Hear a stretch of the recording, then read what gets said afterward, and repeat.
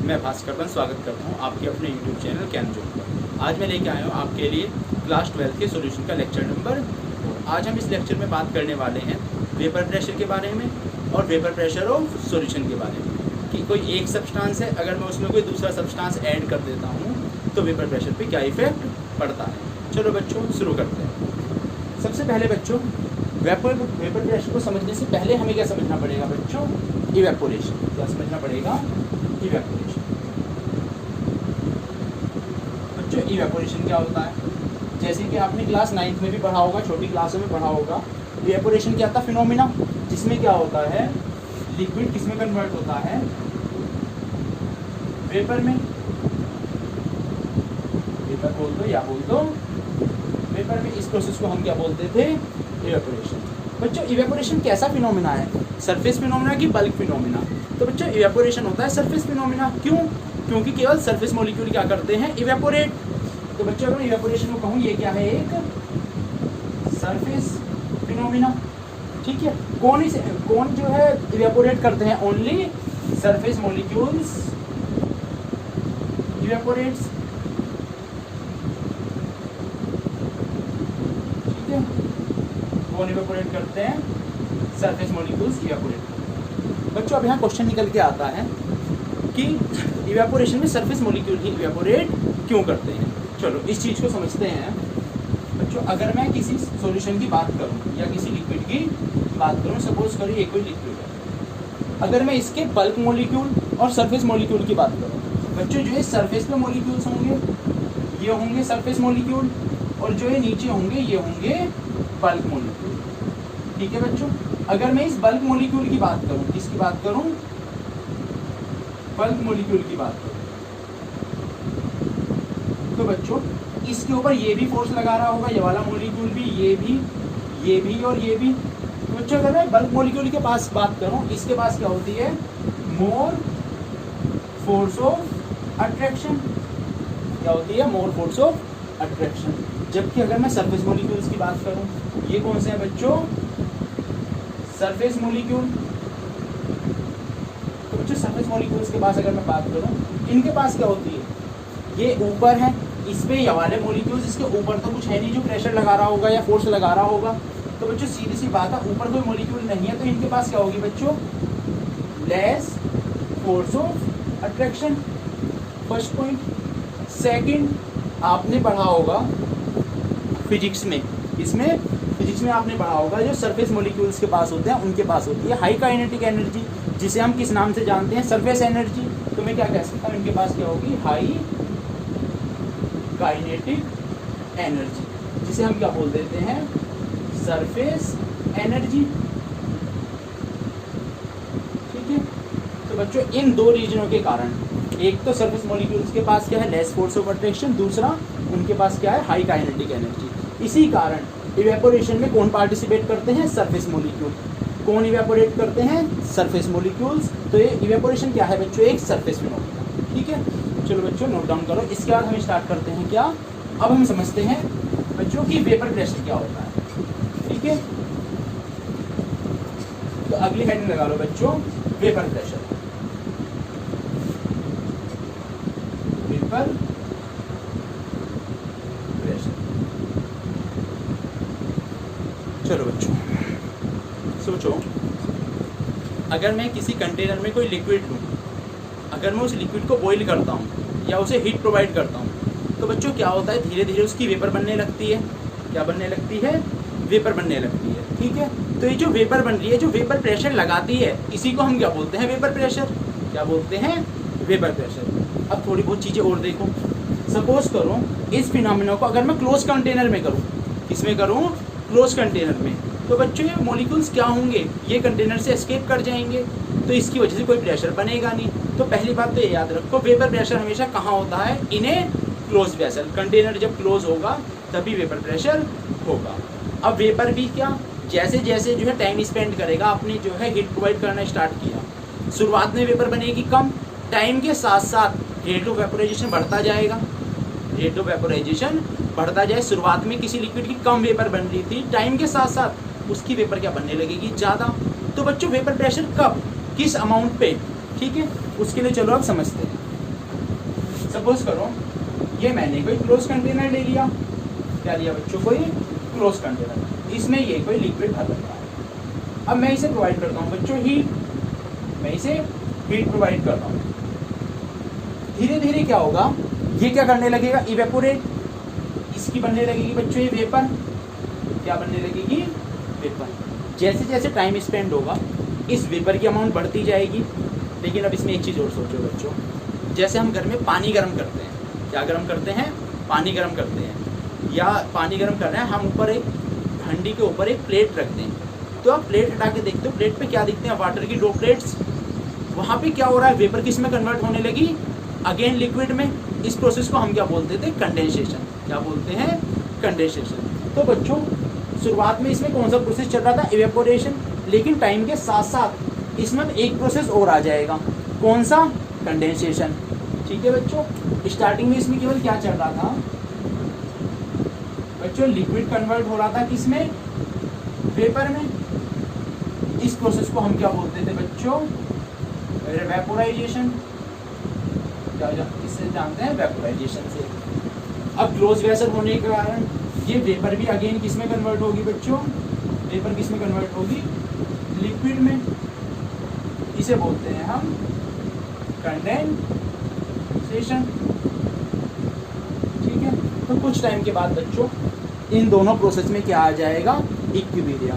बच्चों इक्विलिब्रियम क्या होता है, जिसमें फॉरवर्ड रिएक्शन का रेट और बैकवर्ड रिएक्शन का रेट क्या आ जाए, सेम, उसे क्या बोलते हैं हम, इक्विलिब्रियम। ठीक है, तो इन दोनों में क्या सेटअप होगा, इक्विलिब्रियम। आपने क्लास 11 में पढ़ा होगा, इक्विलिब्रियम भी दो टाइप के होते हैं, डायनेमिक इक्विलिब्रियम और स्टैटिक।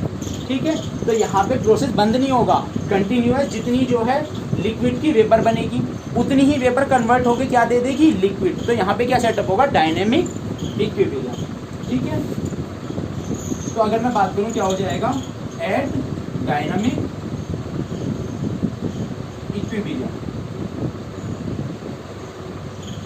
डायनामिक इक्विलिब्रियम बच्चों, इक्विलिब्रियम मैंने क्या बताया आपको, जिसमें रेट ऑफ वेपोराइजेशन किसके बराबर हो जाएगा, रेट ऑफ कंडेंसेशन के। इक्विलिब्रियम का मतलब क्या बच्चों, rate of vaporisation will be equal to rate of condensation. अब इसमें क्या होगा, इसमें अब वेपर की अमाउंट हो जाएगी फिक्स बच्चों, ना तो वेपर अब इससे ज़्यादा इस कंटेनर में प्रेजेंट होने वाली है, ना ही इससे कम। जैसे ही थोड़ी सी वेपर बनेगी वैसे ही उतनी ही वेपर कन्वर्ट होकर दोबारा क्या दे देगी, लिक्विड। क्लियर है बच्चों, तो अब समझते हैं वेपर प्रेशर, यहाँ तक समझने के बाद अब बात करते हैं वेपर प्रेशर की डेफिनेशन क्या है, नोट डाउन कर लो। ठीक है, पर्टिकुलर वेपर प्रेशर क्या है, तो यहाँ से आपकी दो बातें क्लियर हुई। वेपर प्रेशर के लिए कंटेनर क्या होना चाहिए, क्लोज, क्या होना चाहिए, क्लोज। और सेकंड, वेपर प्रेशर हमें कब देखना है, वेपर का इक्विलिब्रियम पे, इस पे इक्विलिब्रियम पे। तो क्या हुआ बच्चों, vapour pressure, pressure exerted by vapor, pressure exerted by vapor above the liquid surface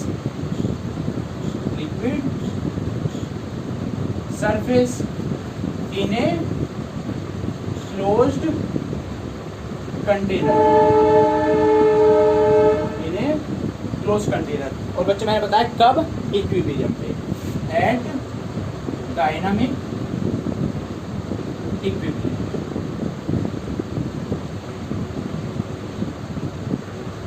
यहाँ तक क्लियर है बच्चों, वेपर प्रेशर क्या होता है, क्लियर। ठीक है, अब बात करते हैं कि बच्चों वेपर प्रेशर किस पे डिपेंड करता है, factors on which vapour pressure depends. Heading लगा लो, factors on which vapor pressure depends। ठीक है, next topic, factors on which vapour pressure depends. अब इसमें देखो बच्चों, जैसे कि आपको पता है अगर टेम्परेचर कम हो, कम टेम्परेचर पे वेपर बनेगी कम, टेम्परेचर जैसे जैसे आप हाई करोगे वेपर क्या बनने लगेगी, ज़्यादा। तो मैं क्या कह सकता हूँ बच्चों, पहला फैक्टर क्या होगा, vapour pressure is directly proportional to temperature, directly proportional to temperature। बच्चों टेम्परेचर क्या होगा, जितना ज़्यादा वेपर प्रेशर भी क्या होगा उतना ज़्यादा। टेम्परेचर बढ़ेगा तो वेपर प्रेशर भी बढ़ेगा। पहला फैक्टर क्या होगा जिस पे वेपर प्रेशर डिपेंड करता है, टेम्परेचर का टेम्परेचर। अब बात करते हैं सेकंड फैक्टर की। बच्चों सेकंड फैक्टर क्या है, नेचर ऑफ सब्सटेंस। किस पे डिपेंड करता है, नेचर ऑफ सब्सटेंस पे। Second point, nature of substance. समझो बच्चों नेचर ऑफ सब्सटेंस पे कैसे। सपोज करो नेचर ऑफ सब्सटेंस दो टाइप के होते हैं, एक होते हैं वोलेटाइल, एक होते हैं नॉन वोलेटाइल। मैं सब्सटेंस को दो तरीके से कैटेगराइज कर सकता हूँ बच्चों, वोलेटाइल और नॉन वोलेटाइल। बच्चों वोलेटाइल वो होते हैं जो सब्सटेंस वेपर में कन्वर्ट होना चाहते हैं, जिनकी वेपर बनती है। तो भाई जब इनकी वेपर बन रही है, इनका क्या वेपर प्रेशर क्या होगा, वेपर प्रेशर क्या होगा, not equal to 0। Non volatile बच्चों जब इनकी वेपर ही नहीं बनेगी, वेपर ही नहीं बनेगी, तो इनका प्योर फॉर्म में प्रेशर कितना होगा बच्चों, 0। क्या होगा, 0। वोलेटाइल सब्सटेंस के कुछ एग्जांपल हो गए बच्चों, जैसे कि वाटर, वाटर इवेपोरेट होना चाहता है।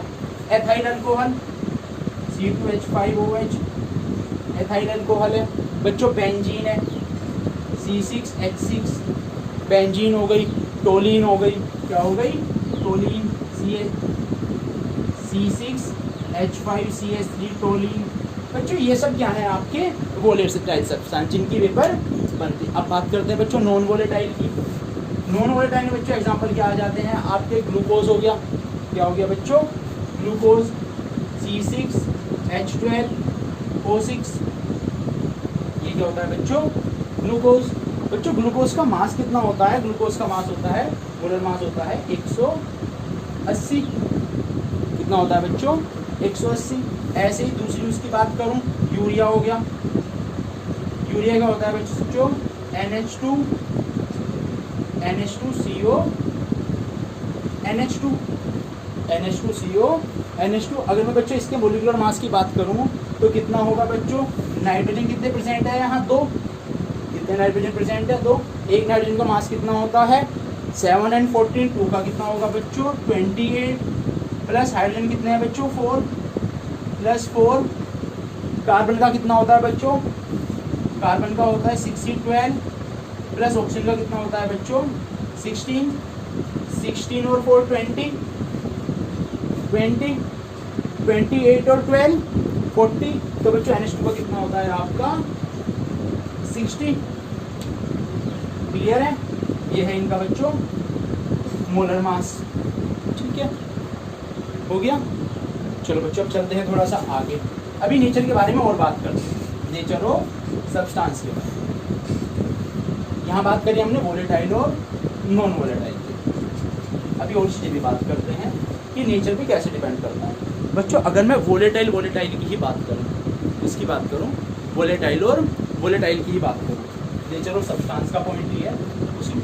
सपोज करो एक मॉलिक्यूल है आपका अल्कोहल, एक मॉलिक्यूल हो गया आपका बच्चों अल्कोहल C2H5OH एंड दूसरा हो गया बच्चों H2।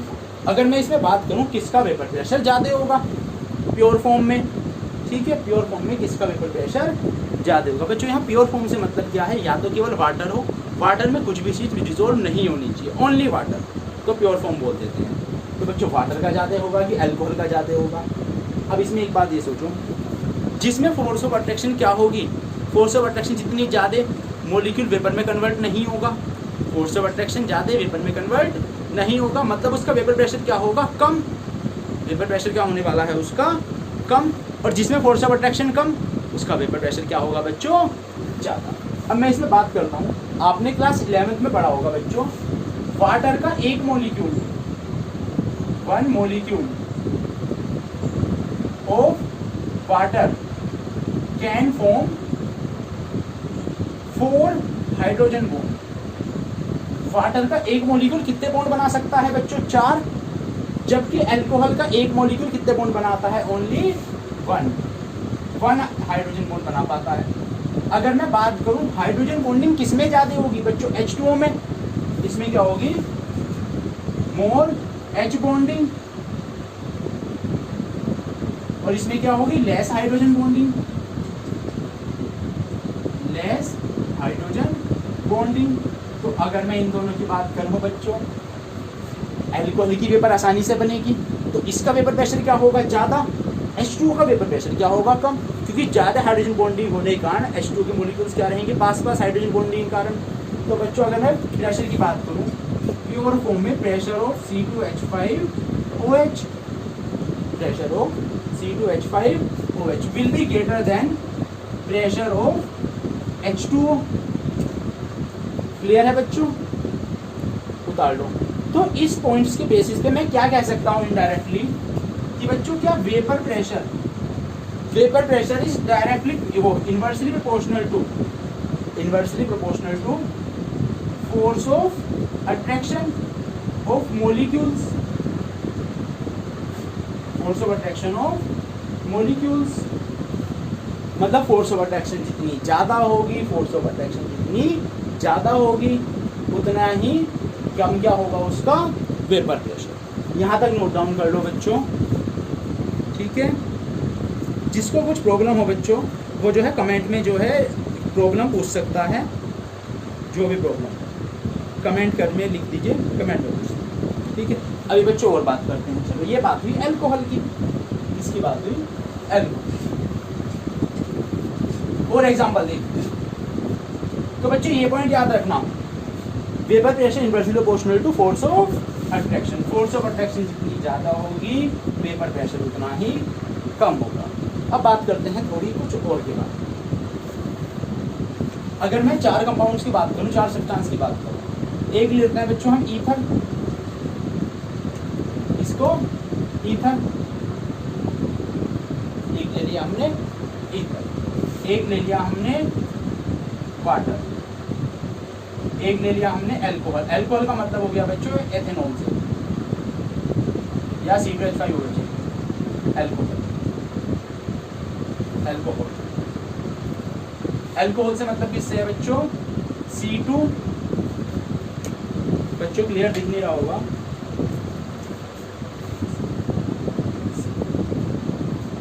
जो अल्कोहल किसकी बात कर रहे हैं हम, C2H5OH, ठीक है। अगर मैं बात करूं ईथर, वाटर, अल्कोहल और एक एसीटोन की, किसकी, एसीटोन। तो बच्चों अगर मैं इसमें बात करूं, जैसे कि आपको पता है वाटर कितना हाइड्रोजन बॉन्ड बना लेता है, 4। तो अगर वाटर प्रेशर जो प्योर फॉर्म में वाटर का क्या होता है बच्चों, सबसे कम, बातें सबसे ज़्यादा किसी में होता है बच्चों। ईथर क्या होता है, ईथर में कोई भी हाइड्रोजन बॉन्ड नहीं होता, ईथर हाइड्रोजन बॉन्ड नहीं बनाता। इसका मतलब ईथर का क्या होगा, हाइड्रोजन बॉन्ड इसमें है ही नहीं, इसका वेपर प्रेशर क्या होता है बच्चों, सबसे ज़्यादा, ठीक है। ऐसी मैं बात करूं अल्कोहल और एसीटोन की, अल्कोहल और एसीटोन की, तो बच्चों अल्कोहल में क्या होती है, फोर्स ऑफ अट्रैक्शन एसीटोन की कंपैरिजन में क्या होती है, ज़्यादा। तो अगर इन चारों को मैं राइट ऑर्डर की बात करूं, तो बच्चों इसके बाद वेपर प्रेशर किसका होगा, अल्कोहल का,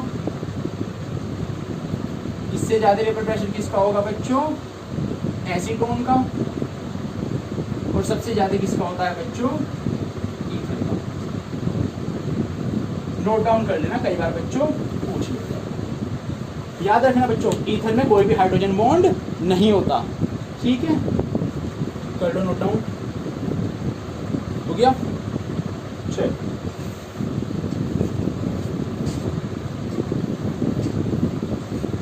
इसका एक एग्जांपल और देख लेते हैं, एक एग्जांपल और देख लेते हैं, ठीक है। अगर मैं बात करूं हाइड्रोक्सिल फैमिली के कुछ कंपाउंड्स, एक ले लेता हूं मैं अल्कोहल, एक ले लेते हैं मैं अल्कोहल। बच्चों अल्कोहल क्या होता है, C2H5OH,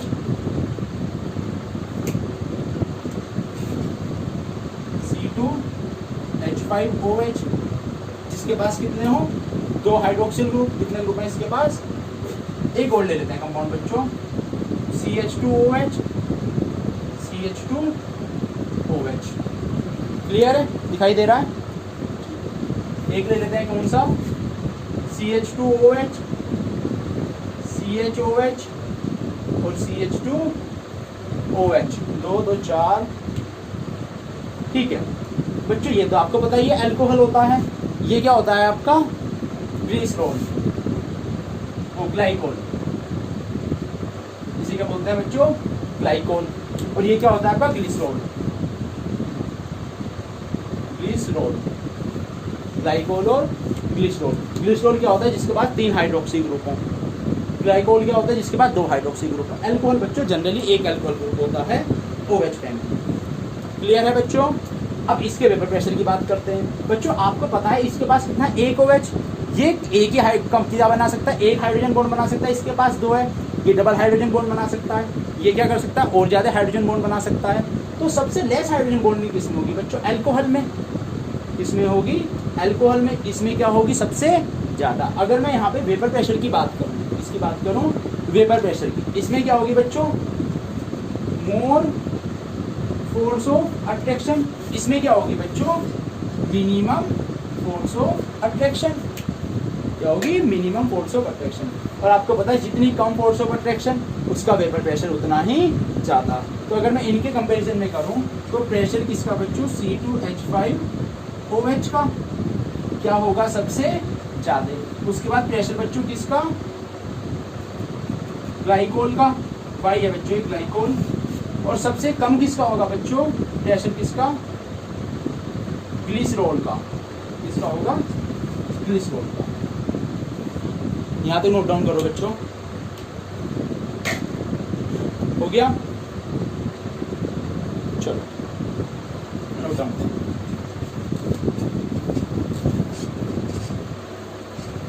चलो बच्चों आज की वीडियो यहीं ख़त्म करते हैं।